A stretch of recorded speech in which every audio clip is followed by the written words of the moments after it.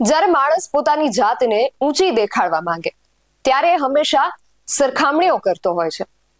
પોતાની જાતને સારી દેખાડવા માટે પોતાનાથી ઉતરતી કક્ષાની વસ્તુ, વ્યક્તિ કે જૂથ સાથે પોતાને સરખાવીને પોતાને સારો સાબિત કરવા માંગતો હોય છે।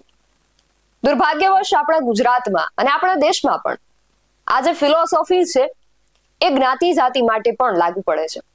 ઘણીવાર એવા કિસ્સાઓ સામે આવ્યા છે કે કોઈ એક જ્ઞાતિ કે સમુદાયનો વ્યક્તિ પોતાની જ્ઞાતિ કે સમુદાયને ઊંચી ગણાવવા પોતાની સરખામણી બીજાની જ્ઞાતિ કે સમુદાયને નીચા ગણાવી બેફામ વાણી વિલાસ કરતા હોય છે।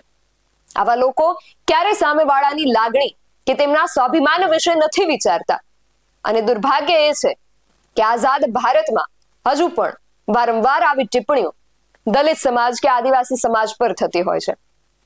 અને આજે ફરી એકવાર આવી જ ટિપ્પણીને લઈને ભરૂચનો આદિવાસી સમાજ રોષે ભરાયો છે। શું છે સમગ્ર મામલો જાણીએ અહેવાલમાં। જય હિન્દ, BSI TV ન્યૂઝ પર આપની સાથે હું છું નિધિ ગઢવી। ભરૂચ જિલ્લામાં આદિવાસી સમાજને લઈને એક યુવકે સોશિયલ મીડિયામાં અભદ્ર ટિપ્પણી કરતા ભારે રોષ ભભૂક્યો છે, જેના વિરોધમાં મોટી સંખ્યામાં આદિવાસી સમાજના લોકો હાથમાં તીરકામઠા સાથે રસ્તા પર ઉતરી આવ્યા છે। ત્યારબાદ રેલી યોજીને કલેક્ટર કચેરીએ ભેગા થયા હતા અને ઉગ્ર રજૂઆતો પણ કરી હતી। રજૂઆત દરમિયાન આદિવાસી નેતા મહેશ વસાવા પણ ખૂબ આક્રમક દેખાયા હતા અને જ્યાં તેઓ કહી રહ્યા હતા કે આદિવાસી સમાજ ટાઈગર છે જે જંગલમાંથી ક્યારે છલાંગ લગાવશે ખબર પણ નહીં પડે। આ સિવાય પણ તેમણે ઘણી ઉગ્ર રજૂઆતો કરી હતી અને આદિવાસી સમાજના મહિલા આગેવાન યશવી વસાવાએ પણ આ મામલે ખૂબ ઉગ્રતા દાખવી હતી। સાંભળીએ તેઓ શું કહી રહ્યા છે। મારે તો ભારત દેશના વડાપ્રધાન અને ભારત દેશના મહામહિમ રાષ્ટ્રપતિ જે એક આદિવાસી પદ ધરાવે છે અને વડાપ્રધાન આપણા ગુજરાતના છે અને ગૃહમંત્રી પણ આપણા ગુજરાતના છે કેન્દ્રની અંદર, એમને અમે જણાવવા માંગીએ છીએ કે આદિવાસી સમાજ એ આદિ અનાદિ કાળથી વસનારો આ પૃથ્વી પર અને આદિવાસી સમાજ આ ભારતની અંદર વસનારો એ મૂળ માલિક છે। છતાં એને આજકાલના લોકો જેવી અભદ્ર ટિપ્પણી જે કરી છે, જે નડિયાદના છે લાલભાઈ, એમને અને એની આગળ પણ અંકલેશ્વરમાં એક પિન્ટુ કરીને બોલી ગયો છે, એક કચ્છનો પણ બોલી ગયો છે, એને કઈ પોલીસ કાર્યવાહી નથી કરતી।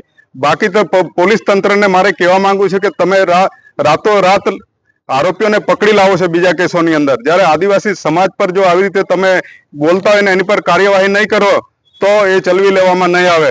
નહીં તો અમારો સમાજ આ ખુન્નસી સમાજ છે, શાંત સમાજ છે, પણ જ્યારે એ બહાર નીકળશે ને એ દિવસે તીરકામઠા ધારિયા ભાલા લઈને નીકળશે, એ દિવસે આખો વિસ્તાર સુમસામ થઈ જશે। એ અમારી સંસ્કૃતિ ને પ્રકૃતિનું પ્રતીક છે। એ અમારા રોજગારી માટેના ઓજારો છે, અમારા ખોરાક માટેના ઓજારો હતા। કદાચ એ ઓજારો કદાચ કોઈના પર ચાલવા માટેની થઈ જાય એ કાળજી સરકારે અને પોલીસ તંત્રએ રાખવાની અને ખાસ કલેક્ટર શ્રીને અને અહીં ગુજરાતના મુખ્યમંત્રી શ્રીને અમે આજે અહીંથી આવેદન કરીએ છીએ, એમને રજૂઆત કરીએ છીએ કે આમની પર તાત્કાલિક કાર્યવાહી કરે ને જે બેને કીધું એ પ્રમાણે એમને તાત્કાલિક અહીં લાવીને એમને બધા પાસે માફી તો ઠીક છે, માફી પણ માગવા લાયક એ માણસ છે જ નથી। એને વિડીયો પર માફી માંગે કે દુનિયામાં માફી માંગે, એ માફી કદી આપી શકાય એવું નથી। એટલે એને હાચવવાનું કામ તમે કરજો, જો નહીં લાવ્યા તો પછી અમે અમારું કામ અમે કરીશું। મારું નામ યશવી પ્રતિક વસાવા ઉર્ફ રીટા અને આ મારા ફાધર છે રામજીભાઈ ત્રિભુવનભાઈ વસાવા। તારીખ 16 તારીખે મારી નાની બેન વૈશાલીના લગ્ન હતા તો ખર્ચી ગામના સુખદેવભાઈ વસાવાએ અમારા ઘરે હેલિકોપ્ટર થી જાન લઈને આવેલા। એ અમારે ખૂબ આનંદની બાબત છે કે અમારા આદિવાસી બી બહુ આગળ આવીને આજે આ કામ કર્યું છે, એટલે બધાને બહુ ખુશી થયેલી।